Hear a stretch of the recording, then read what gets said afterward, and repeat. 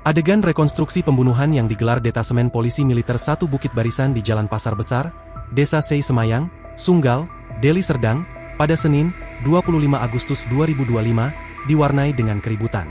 Pantauan Tribun Medan, terlihat tersangka Serma Tengku Dian Anugrah saat dihadirkan dalam rekonstruksi itu, di mana tersangka telah membunuh istrinya sendiri, Astri Gustina Ayu Yolanda, 34. Pembunuhan tersebut terjadi di Kabupaten Deli Serdang, Sumatera Utara pada Rabu, 23 Juli 2025. Dalam rekonstruksi itu pihak keluarga korban yang saat itu turut hadir di lokasi untuk menyaksikan secara langsung reka adegan pembunuhan yang dilakukan oleh tersangka.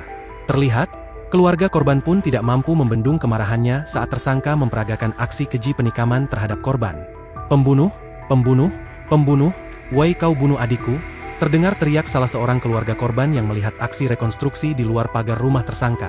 Setelah selesai adegan rekonstruksi, tersangka yang saat itu tengah digiring oleh petugas Denpom untuk dimasukkan ke dalam mobil terlihat dengan santai mengangkat tangan kanan dan mengacungkan jari tengah ke arah keluarga korban.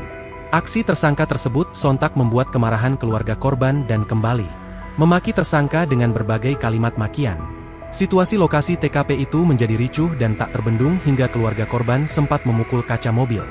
"Bencong kau, pembunuh adekku, potong aja burung kau itu," ucap sejumlah keluarga korban.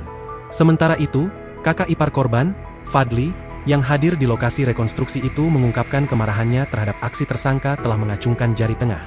"Lihatlah tadi, udah jadi tersangka aja dia masih berani mengacungkan jari ke kami, betul-betul gak ada lagi hati nuraninya," kata kakak ipar korban, Fadli saat ditemui wartawan, Senin, 25 Agustus 2025. Download Tribun X sekarang, menghadirkan lokal menjadi Indonesia.